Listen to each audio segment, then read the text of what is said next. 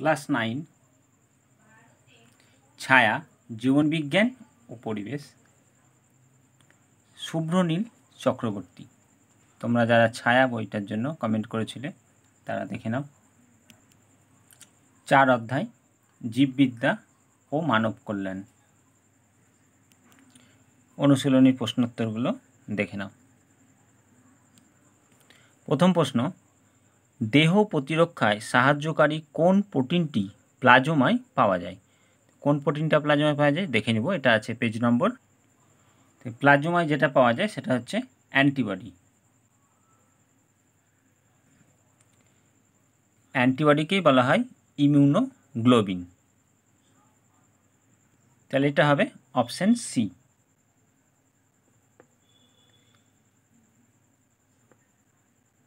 Next প্রশ্ন, মায়ের দেহ থেকে ভ্রূণ যে প্রতিরক্ষা পায় তা হলো, তাহলে ভ্রূণ যে প্রতিরক্ষা পায় সেটা হচ্ছে নিষ্ক্রিয় অনাক্রম্যতা। ইমিউনিটিরই বাংলা হচ্ছে অনাক্রম্যতা, তাই নিষ্ক্রিয় ইমিউনিটি। এটা আছে পেজ নম্বর 112। এটা হবে অপশন বি।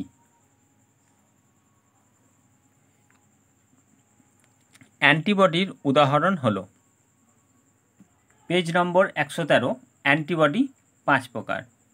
তো আমাদের অপশানে যেটা আছে সেটা হচ্ছে IgA, ইমিউনোগ্লোবিন এ।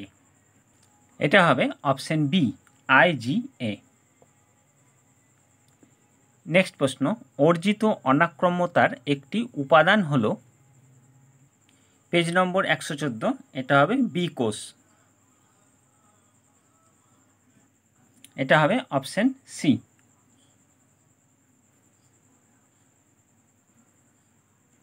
নেক্সট প্রশ্ন, সহজাত অনাক্রম্যতার একটি উপাদান হলো, পেজ নম্বর 112, এটা হবে লাইসোজাইম। তাহলে এটা হবে লাইসোজাইম। 6 নম্বর প্রশ্ন, 6 নম্বর, ম্যালেরিয়ার ভেক্টরটি হলো, পেজ নম্বর 117, স্ত্রী অ্যানোফিলিস মশা। এটাই হচ্ছে ম্যালেরিয়ার ভেক্টর বা বাহক। এটা হবে অপশন বি, অ্যানোফিলিস মস্কি। নেক্সট, টিকা আবিষ্কার করেন, 116, টিকা আবিষ্কার করেন Edward Jenner. Option D. Next, টিকা আবিষ্কৃত হয় কোন সালে? দেখে নেব উত্তর। পেজ নম্বর 116, 1796 খ্রিস্টাব্দে। Option C. নেক্সট, কোনটি প্রোটোজোয়া ঘটিত রোগ?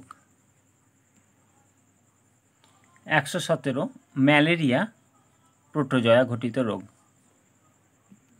এটা হবে অপশন সি।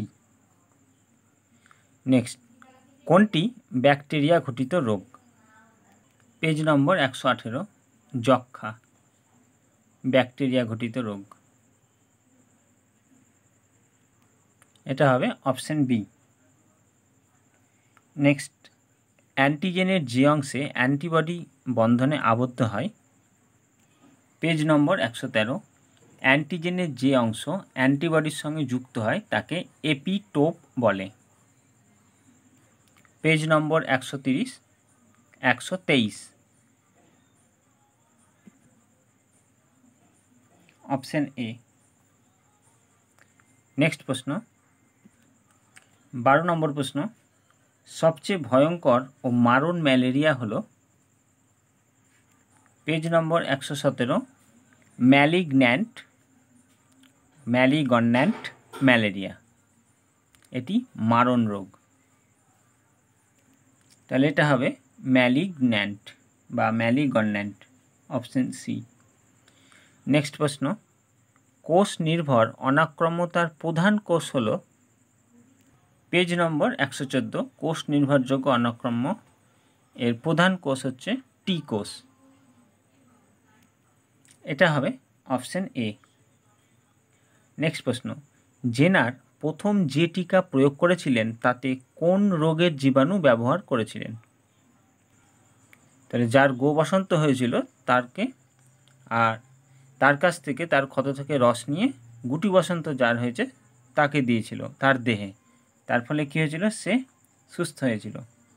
তো তারপরে তার গায়ে যখন আবার গো বসন্তের রস দিয়ে দেওয়া হয়েছিল, সে আবার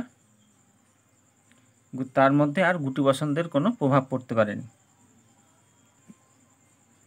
তাহলে অ্যান্সার হবে গো বসন্তের ক্ষত। তাহলে গো বসন্তের ক্ষত গুটি বসন্ত যার তাকে দিয়েছে, তাহলে তার কি হয়েছে, সুস্থ হয়ে গেছে।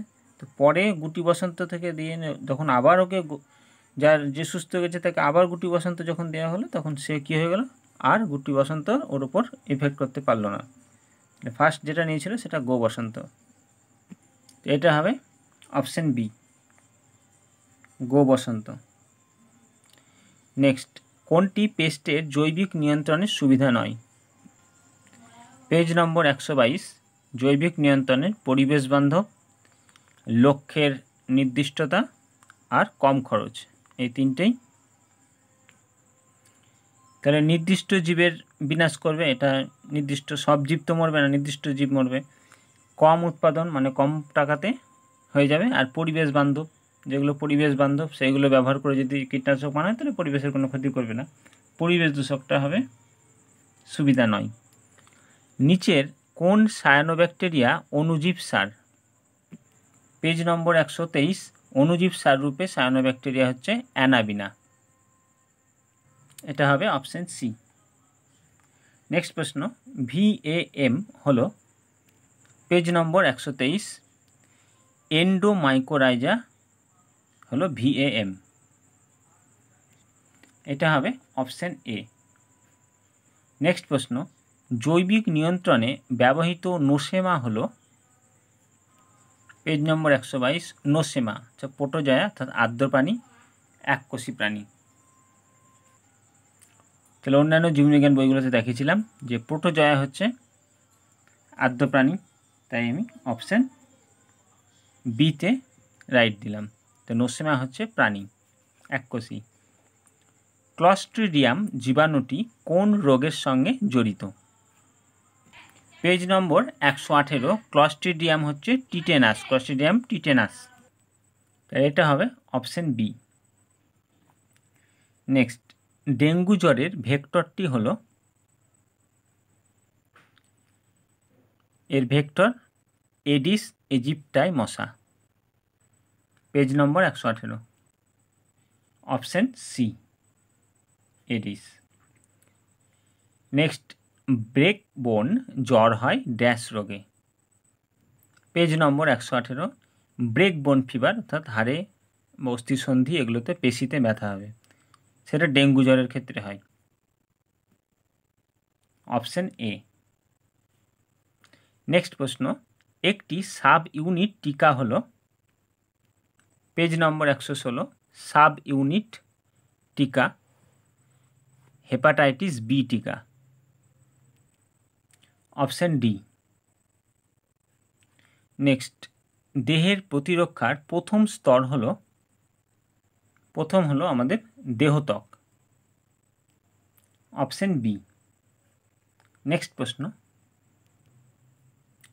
কোন ইমিউনোগ্লোবিউলিন সবচেয়ে বেশি মাত্রায় দেহে পাওয়া যায়?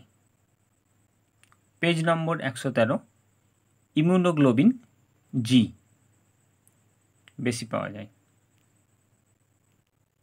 24 নম্বর অপশান এ। নেক্সট প্রশ্ন, টিকা হলো ড্যাশ অর্জিত অনাক্রম্যতার উদাহরণ? পেজ নম্বর 112, দেহে টিকা প্রয়োগে কৃত্রিমভাবে অনাক্রম্যতা গড়ে তোলা যায়, একে বলে কৃত্রিম সক্রিয় অনাক্রম্যতা। তাহলে টিকা হবে কৃত্রিম সক্রিয় অর্থাৎ সক্রিয় কৃত্রিম, অপশান বি হবে উত্তর। টিকা হলো সক্রিয় কৃত্রিম অর্জিত অনাক্রম্যতার উদাহরণ। আজকে এই পর্যন্তই, পরের পার্ট আবার নেক্সট ভিডিওতে নিয়ে আসবো। ভালো লাগলে সাবস্ক্রাইব করে রাখবে। সাবস্ক্রাইব করা থাকলে পরবর্তী ভিডিওগুলো সহজেই তোমার কাছে পৌঁছে যাবে। লাইক শেয়ার ও কমেন্ট করতে ভুলবে না। নেক্সট ভিডিওর প্রয়োজন হলে অবশ্যই কমেন্টে জানাবে।